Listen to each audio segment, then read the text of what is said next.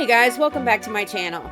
So, the owl that I did a few videos ago is kind of lonely on my wall sitting there, so I decided he needs a little buddy. And who better than this gorgeous cat? And of course, since we are going for Halloween vibe, he's got to be a black cat. So the first thing that I'm going to do is I am going to dust over him with black mica powder. Just real quick, all the lower parts of his body. And then we're going to go and we're going to hit all of the raised parts after it's all cleaned up and nice and pretty.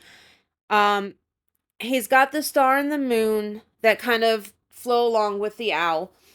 And he also has this kind of jewel in the middle.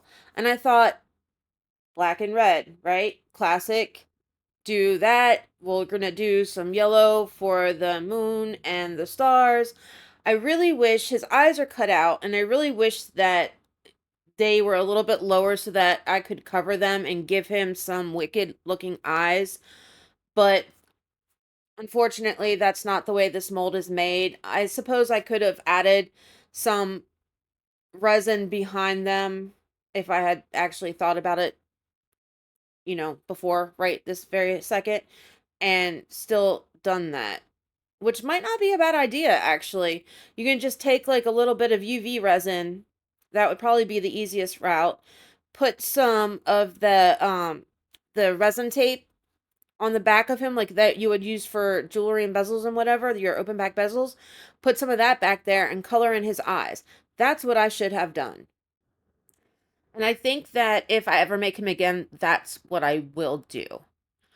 All right. Anyway, so back to the video. Sorry, I just kind of went off there for a second. So what I did with the red jewel in the middle is I got my red mica powder. I've got some alcohol, making that paste so that I can paint it on without the mica flying everywhere. I did add some, it's glitter powder.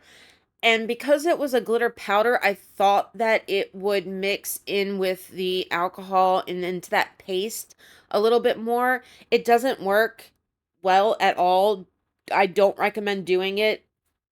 Um, if you want to have that kind of glittery look in it, I recommend just waiting until you're done with it and you demold, and then you can just kind of fill in the middle like we did with the owl later on after the fact.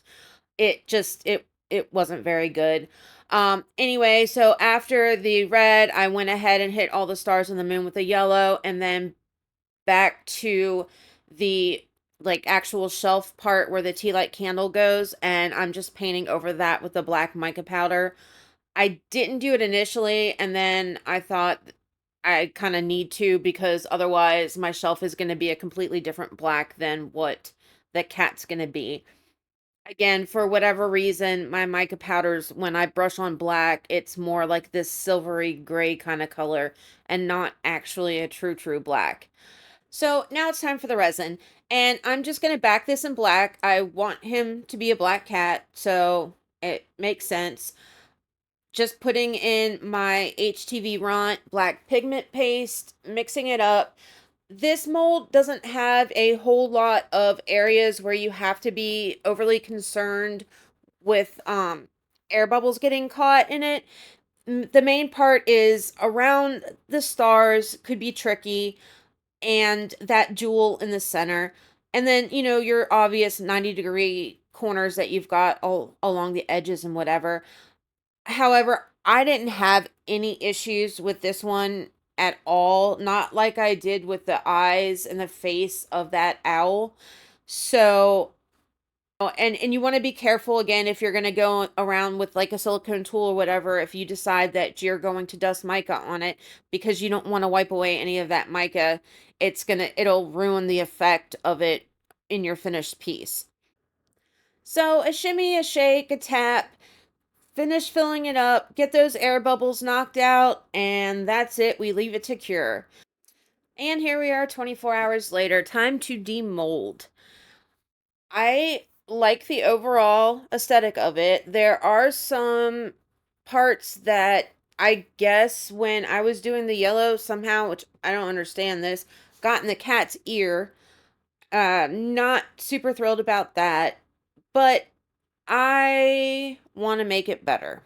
I want to make it more. I don't want it to just be like it looks cute. Don't get me wrong. I like it. I just want it better. So, I decide that I'm going to give it some more wow factor. So I'm going to get my gloss varnish and I'm going to get my glitter and I'm going to go over those parts where the stars and the moon and that jewel are and just make it sparkle just a little bit more. Not going crazy like I did with the owl. This is just going to be, I just want it more. So that's what I'm going to do. And as I do this real quick, you don't need to hear me talking through it. You've seen it before. I'm just going to let you watch the process happen.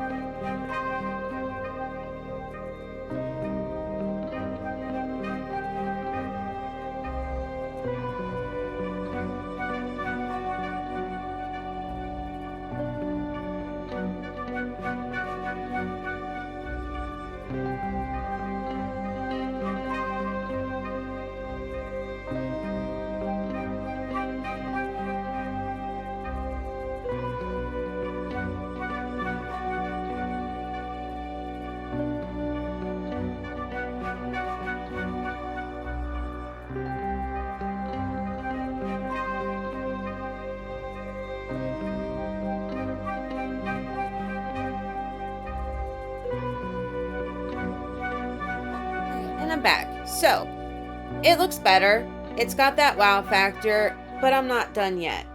I want it a little bit more. So, I've decided that I'm going to paint it with this. It's a PBO Prism Fantasy Paint.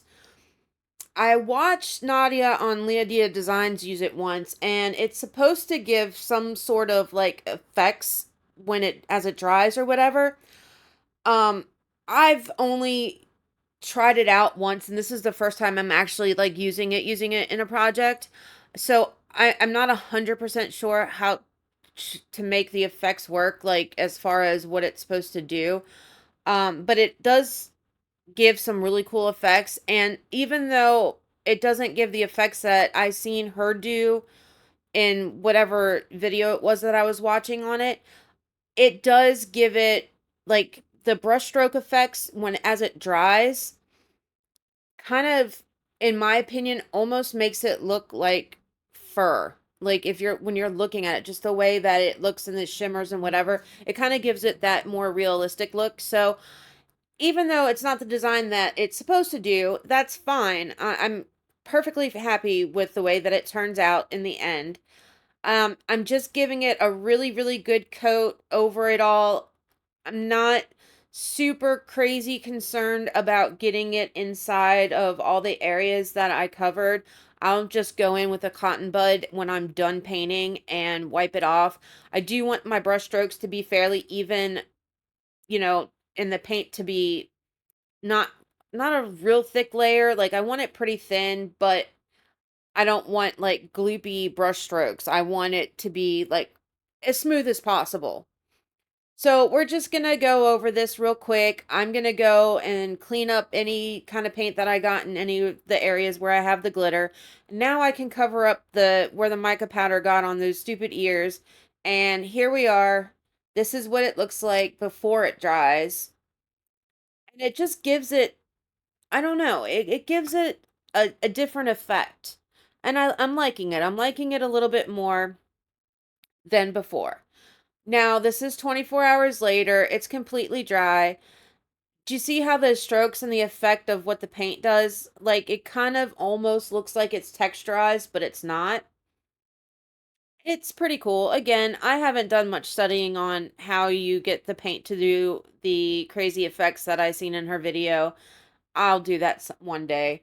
But here's the finished piece. I did not go over the shelf with the paint. Nobody's going to be looking at it, so it's not that big of a deal. Well, guys, glamour shots are coming up next. That wraps it up for this video. I've got some awesome ones coming up with next week, including a new resin that I'm going to try, so stay tuned for that. Like, share, subscribe, all that good stuff. I will catch you guys in the next one. Love you. Bye.